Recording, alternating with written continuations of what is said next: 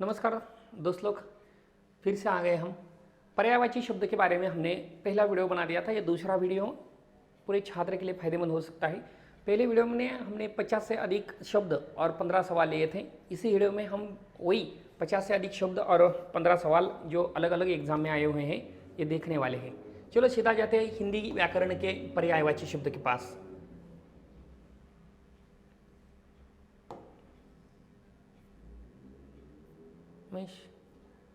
ये वाला नेक्स्ट।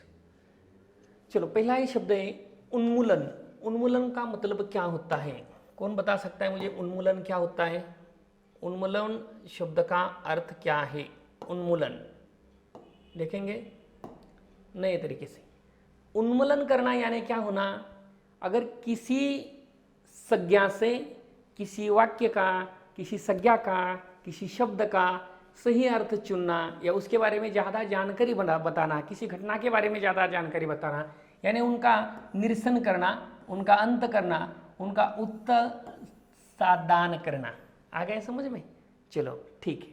आगे उजाला शब्द के समानार्थी या पर्यायवाची शब्द कौन से है? उजाला यानी प्रकाश वाली बात। उजाला का मतलब है प्रकाश देना। उजाला का मतलब है आलोक।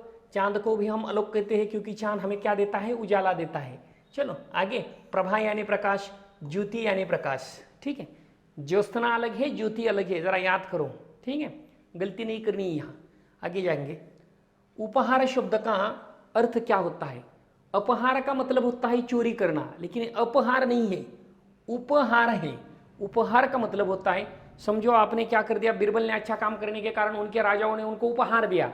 उपहार दिया यानी उसको भेंट दी, उसको कुछ सौगात दिया, उसको कुछ तोहफे में दे दिया। ठीक है, यानी उनको उपहार दे दिया। आगे ओज का मतलब क्या होता है? ओज का मतलब होता है अभिनिवेश, जोश। जब आप देश के बारे में कोई बात आती है, किसी देश से लड़ने की बात आती है, या आप छात्र हैं स्कूल में, कोई आप देश प्रेमी है, आप गाना गा रहे हैं, हाँ, तो गाना गाने के बाद आप इतना अपने रगों में जोश भर देते हैं, उसे कहते हैं दम, यानी जोर। कब? जब युद्ध के समय अगर कोई ललकारी देनी है तो पराक्रम के समय हम वो जोश भर देते हैं। इसके कारण ओज को पराक्रम भी कहा जाता है, ओज को बल भी कहा जाता है, ओज को शक्ति भी कहा जाता है, और ओज को ताकत भी कहा जाता है। ठीक है, इसका मतलब है स्पिरिट। चलो नेक्स्ट जाएंगे। कमल। कमल के समानार्थी वाली शब्द कौन से है? अलग अलग एग्जाम में बहुत बार आया हुआ सवाल है, पर्यायवाची शब्द या समानार्थ वाला शब्द। कमल का मतलब होता है सरोज। आपको सरोज गांधी के नाम से आप याद रख सकते हैं, सरोज। हाँ, सरोह, जलज, जलज है, देखो जलद नहीं है, ज है। हाँ, यानी जल में पैदा होने वाला, जलज, जल में जन्म लेने वाला। पंकज, पंक का मतलब होता है मिट्टी से पैदा होने वाला। हाँ, पंकज मिट्टी में उपकर आता है। नीरज, नीर का मतलब होता है पानी, और पानी से पैदा होने वाला यानी जन्म लेने वाला, नीरज यानी कमल। ठीक है, वारिज, वारी का मतलब होता है पानी, और पानी से जन्म लेने वाला कमल। अंबुज, अंबुज का मतलब होता है कमल। चलो आ गया समझ में। अंबोज, अब्ज, सतदल, अरविंद, ये नया वाला शब्द है आपके लिए। कुवलय, अम्बोरोह, राजीव, ये सरहज और राजीव याद रखेंगे। नलीन, पद्म, ये आपको तो परिचित वाला शब्द है पूरे लोगों को।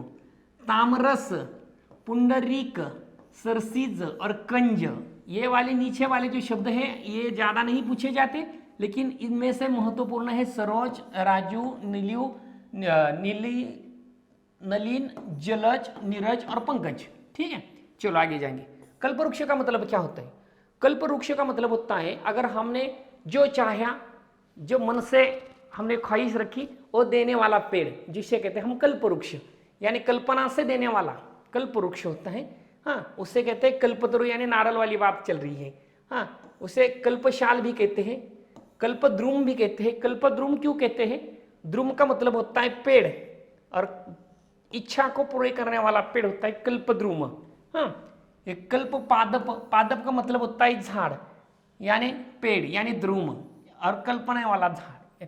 कल्प विटप, ठीक है, यानी कि कल्पवृक्ष। आगे जाएंगे, किनारा। किनारा किसका होता है? नदियों का किनारा होता है, समंदर का किनारा होता है, ठीक है, बावड़ी का भी किनारा होता है। चलो देखेंगे, तट यानी किनारा, मोहनाख यहाँ ख था, तीर, पुलिन, कुल, अचल, छार, सीरा और पर्यांत। पर्यांत यानी लास्ट वाला, यानी समुद्र का जो तट होता है उसे लास्ट वाला पर्यांत भी कहते हैं, किनारा। आगे जाएंगे, कृतज्ञ का मतलब क्या होता है? कृतज्ञ का मतलब होता है अगर आपने कभी किसी से मदद की हो तो वो अगर आपके मदद की याददाश्त रहता है, आपके लिए मदद करने का उनका मन होता है फिर से, तो उसे कहते हैं कृतज्ञ। अगर उसका मन नहीं है मदद करने का तो हम उसे कहते हैं कृतघ्न।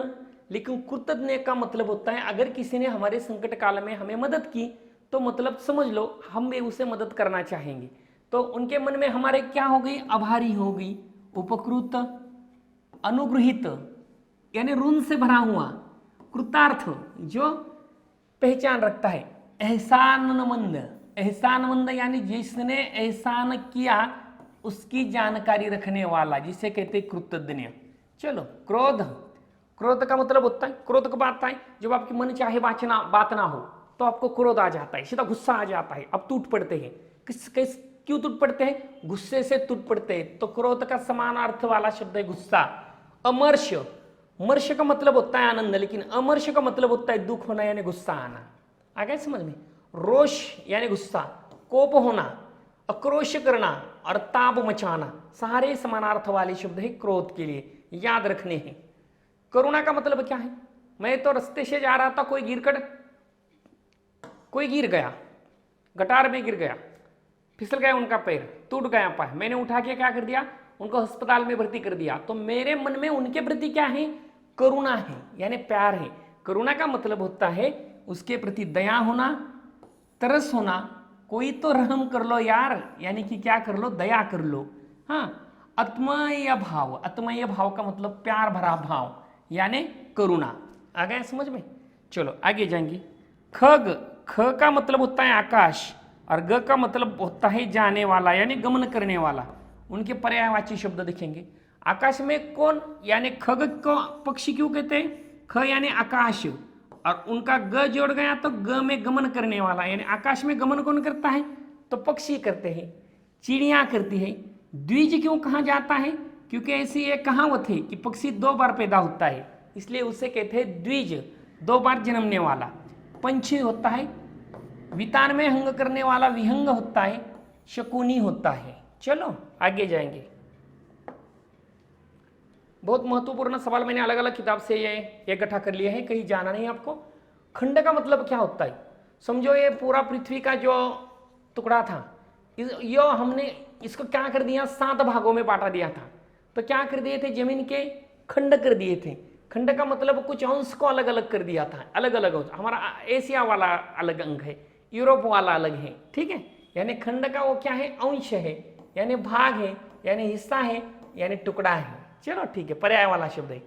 खून का, खून यानी मर्डर नहीं है। खून का मतलब हमारे शरीर में जो खून होता है ना, ब्लड, उसको खून कहते हैं। तो खून से पर्याय वाली शब्द कौन से है? खून जहां से बहता है, हाँ, डॉक्टर जहां लगाते हैं ना आपको सलाइन, वो होती है रुधिर यानी खून। लहू, ये तो मेरे नाम से जाना जाता है, रक्त, और उसे कहते हैं शोणित। मराठी में भी रक्त और शोणित कहते हैं, हिंदी में लहू और रुधिर अधिक। खामोश का मतलब कोई ना बात चित्त करने वाला, कोई बातचीत नहीं, बिल्कुल शांति यानी नीरव। खामोश का मतलब नीरव यानी शांत, यानी चुपचाप, यानी महात्मा गांधी जैसा मौन करना, कोई किसी से बात नहीं करनी है। आ गए समझ में? चलो आगे जाएंगे। गणेश। गणेश का मतलब होता है हमारा भगवान गणपति बप्पा, ठीक है, महाराष्ट्र वाले लोगों को कह दिया। लंबोदर, लंबा का मतलब होता है बड़ा, और उदर का मतलब होता है पेट। किसका पेट बड़ा है? तो गणेश जी का पेट बड़ा है, लंबोदर। मूषक का मतलब होता है चूहा, और मूषक ये वाहन कौन है? ये मूषक वाहन कौन से देवता की है? तो गणेश देवता की है, इसलिए मूषक वाहन भी कहते हैं। ये भवानी नंदन, भवानी यानी पार्वती, पार्वती का नंदन यानी बेटा कौन? गणपति यानी गणेश। विनायक, गजानन, गज का मतलब होता है हाथी और अन्न का मतलब होता है हमारा मुख। कौन से देवता के लिए हाथी यानी गज का मुख है? गणपति के लिए ही। मोदक प्रिय कौन है? किसके त्योहार में हम मोदक बनाते हैं? 8-10 दिन गणपति के त्योहार में मनाते हैं, इसलिए मोदक प्रिय। जगवंद्य, हेरंब, एकदंत और गजवदन एक ही है। चलो आगे जाते हैं, आगे जाएंगे। गज का अभी मैंने बता दिया। गज का मतलब है, गज का मतलब है हत्ती यानी गज। हत्ती तो आपको अच्छी तरह से पता है, गज। हाँ, सिंदूर, मातंग, कुंभी, उनको ये हत्ती के लिए होती ना, ये नाग कहते हैं उनको, ठीक है। हाथी, हाँ, वितुंड, कुंजर, करी और द्वीप। यहां गलती नहीं करनी है, ये द्वीप है, द्विज नहीं है, जरा याद कर लो। हाँ, द्विज का मतलब पंछी होगा, लेकिन ये द्वीप है यानी गज है। हाँ, चलो आगे जाएंगे। चांदी, ये तो धातु है महत्वपूर्ण, जिसके गहने बनाए जाते हैं। सोना चांदी ये गहने के अलंकार हैं। चलो आगे जाते हैं। रजत, जो पदक के लिए इस्तेमाल किया जाता है खिलाड़ी के लिए, कौन से धातु का होता है? तो चांदनी। रूपा, रौप्य और रूपक पूरे आर वाले। अगर आपको याददाश्त में रखना है तो चांदी ये आर वाले, यानी देखो यहाँ क्या आया है? र र र और र। रूपक, रौप्य, रूपा, रजत। हाँ, चिकित्सा का मतलब क्या होता है? जब किसी अस्पताल में जाते हैं तो मरीज को डॉक्टर क्या कहते हैं? उनकी चिकित्सा करते हैं, उनका हाथ पकड़ते, नाड़ी देख के बोलते हैं हाँ चलो, टेम्परेचर कितना है, उनका जो हृदय है वो कैसा चल रहा है। तो चिकित्सालय होता है वहाँ। हाँ, यानी अस्पताल, यानी वहाँ क्या होते हैं? उपचार, इलाज, दवा, दारू। दारू अलग नहीं लेना है, दवा दारू लेना है। हाँ, चिकित्सा, ठीक है। आगे जाएंगे। जननी, जननी यानी जिसने हमें पैदा किया है उसे कहते हैं जन्मदा, यानी जन्म देने वाली माता, यानी अपनी माँ, माता, माई, मैया। ये कृष्ण के बारे में आपने मैया सुना होगा। अम्बा और अम्मा, अलग अलग प्रदेशों में अलग अलग माँ के लिए संज्ञा है। आगे जाएंगे। आगे वाला 20, जिज्ञासा। जिज्ञासा का मतलब होता है अगर किसी वस्तु या व्यक्ति या स्थल के बारे में आपको ज्यादा दिलचस्पी है, आप जानना चाहते हो कि ये क्या है, तो आपके मन में क्या है?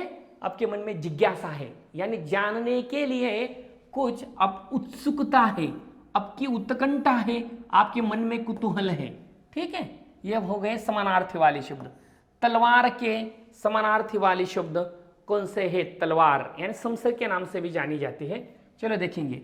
असी, ये खग, ये वाला है अनुनासिक ही, ऐसा लिखना चाहिए था, खड़ग। सिरोही, चंद्रहास, कृपान, शमशीर, ये मैंने बता दिया शमशीर, ये महत्वपूर्ण है आपके लिए, बहुत महत्वपूर्ण। करवाल और कौरोली यानी कि तलवार, जो युद्ध में इस्तेमाल की जाती है। तालाब का मतलब क्या है? तालाब में तो पानी भरा होता है, हर एक गांव में कभी कभी तालाब हो सकता है। तालाब नदी से छोटा होता है, आपको अच्छी तरह से पता है। हाँ, तालाब का मतलब होता है जहाँ जल का संचय होता है, वो जलाशय। सरोवर होता है, वो ताल होता है, सर होता है, तड़ाग होता है, जलधर होता है, सरसी होता है, पद्माकर होता है और पुष्कर होता है। जिसको मैंने सर्कल कर दिया वो ज्यादा महत्वपूर्ण शब्द है। इसका मतलब ये नहीं कि ये महत्वपूर्ण नहीं है, लेकिन एग्जाम में ज्यादा तौर से ये शब्द पूछे जाते हैं तालाब के लिए, भूलना नहीं है आपको, एग्जाम तक नहीं भूलना है। देह का मतलब होता है हमारा शरीर। शरीर के लिए कौन से समानार्थी शब्द आते हैं?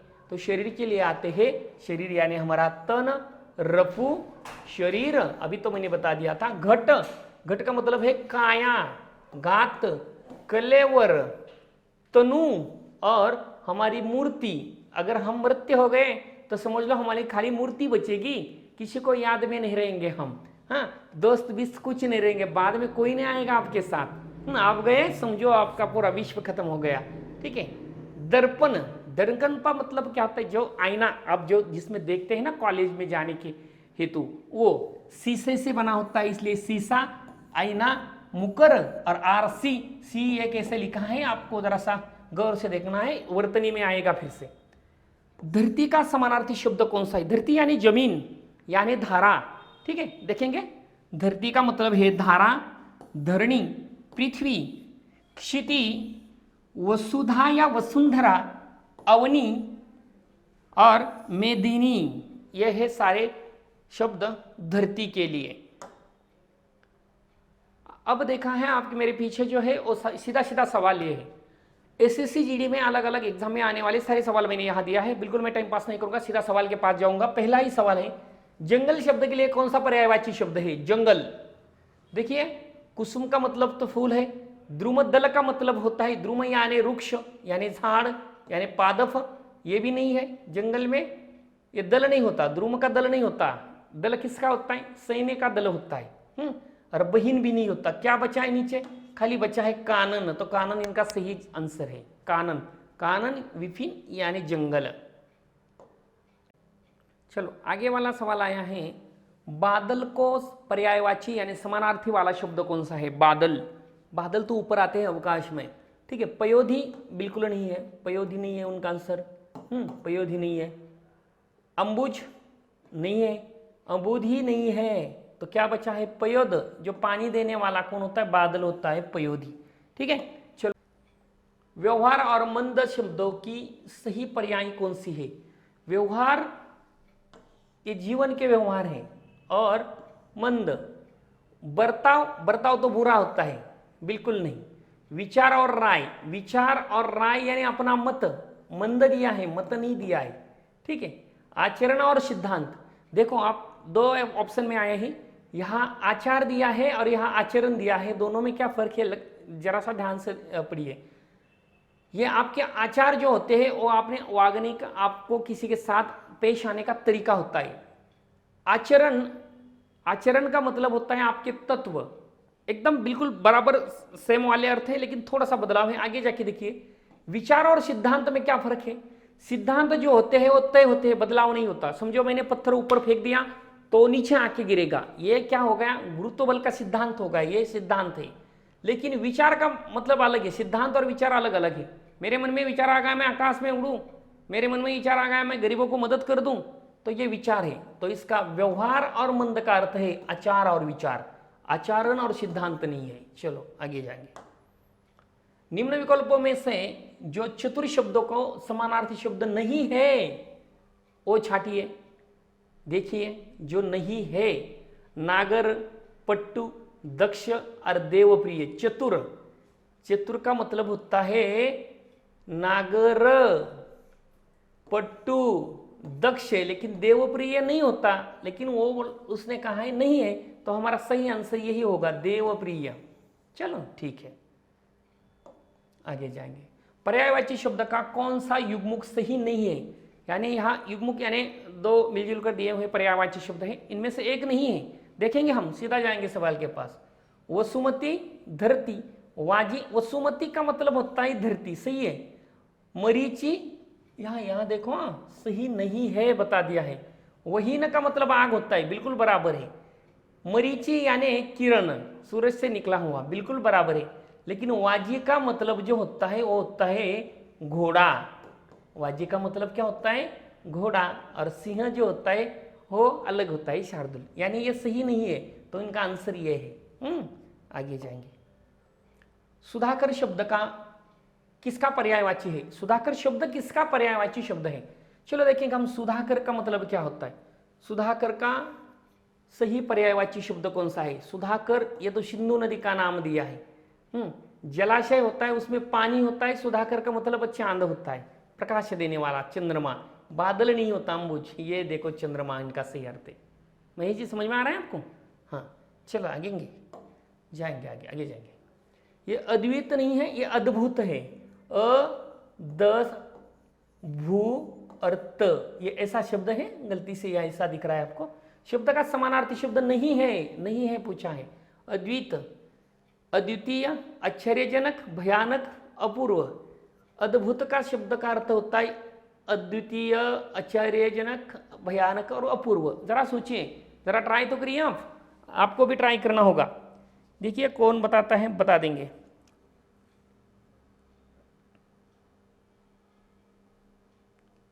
ट्राई करने से कुछ नहीं होता, ट्राई तो करिए।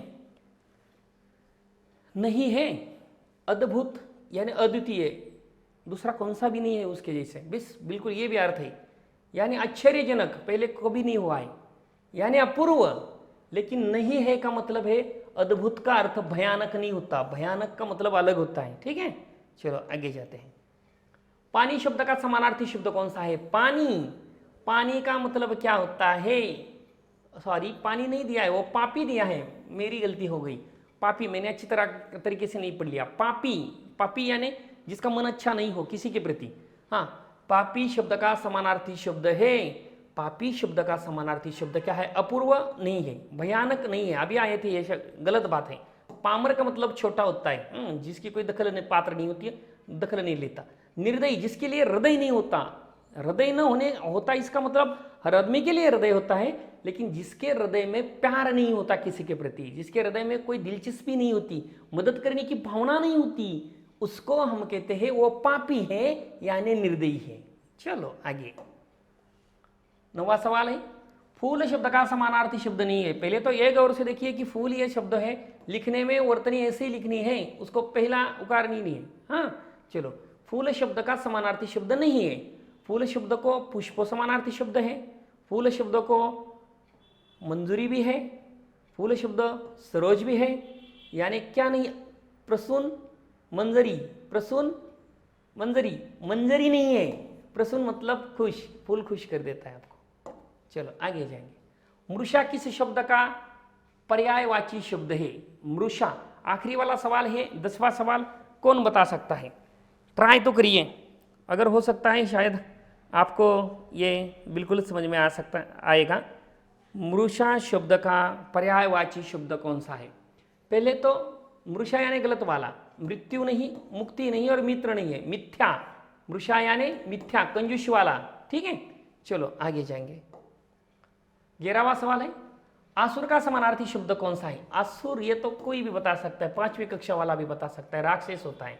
हाँ, असुर, राक्षस। ये आप कहेंगे सर भूत और राक्षस में क्या बदलाव है? भूत अलग है, राक्षस अलग है। भूत किसी को ज़्यादा तंग नहीं करेंगे, लेकिन राक्षस तो सीधा लेके जाएंगे, आप पढ़ाई नहीं करेंगे तो। हाँ, आनंद का पर्यायवाची शब्द कौन सा है? आनंद, आनंद का मतलब होता है संतोष होना, यानी प्रमोद होना, प्रमाद नहीं है, स्पृहा नहीं है, सहकार नहीं है। चलो आगे जाएंगे। इंद्र का पर्यायवाची शब्द कौन सा है? इंद्र, इंद्र जो होता है वो महेश नहीं होता, महीसुरी नहीं होता, देवसुर नहीं होता, तो इंद्र कौन होता है? तो पुरंदर होता है। पुरंदर। बिल्कुल मैं टाइम पास नहीं करूंगा, आपको भी थोड़ा सा समय दे रहा हूं।